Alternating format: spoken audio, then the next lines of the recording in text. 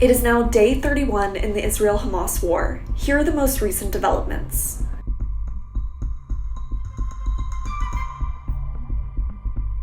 Israeli ground troops now fully surround Gaza City. The Israeli media reported that military troops are expected to enter the city within 48 hours.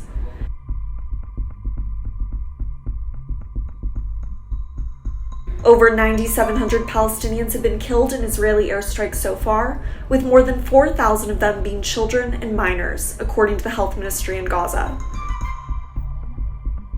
In the occupied West Bank, more than 140 Palestinians have been killed in violence and Israeli raids. In Israel, over 1,400 people have been killed in the Hamas attack, and 242 people have been taken hostage by the militant group.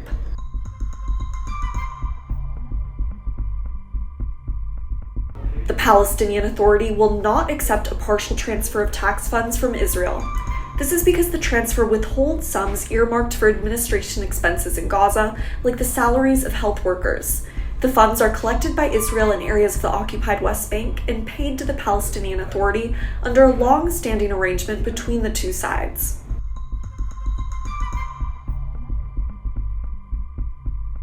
China will do its utmost to restore peace in the Palestinian territories as it takes over the presidency of the UN Security Council, its foreign ministry said today, as tensions intensify in the Middle East.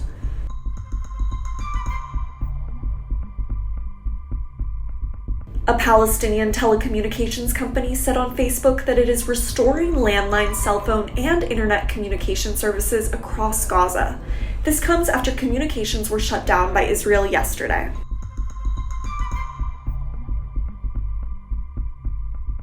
U.S. CIA Director William Burns is expected to visit Israel today to discuss the war and intelligence with senior officials, the New York Times reported.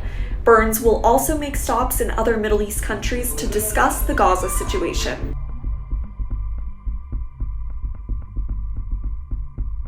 Britain's Foreign Office said today it was temporarily withdrawing some British embassy staff from Lebanon. British citizens are currently advised against travel to Lebanon due to the ongoing conflict between Israel and Hamas.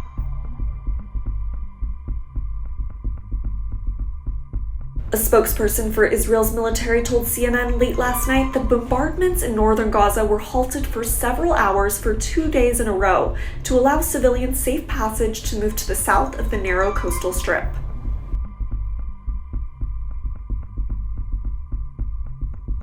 Former U.S. President Barack Obama says nobody's hands are clean in the Israel-Hamas war and acknowledged that he's questioned in recent days whether his administration could have done more to push for a durable peace when he was in power.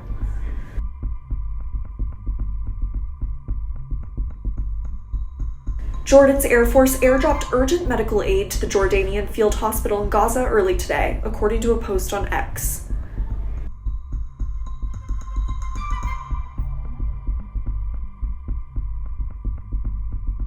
The United Nations said that 88 staffers have been killed in Gaza, marking the highest toll ever for UN fatalities recorded in a single conflict.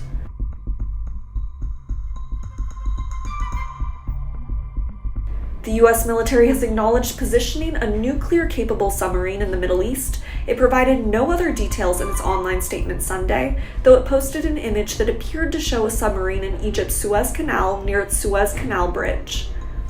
Thank you for joining us for this update. Stay tuned as we continue to bring you the latest developments in this complex and evolving situation.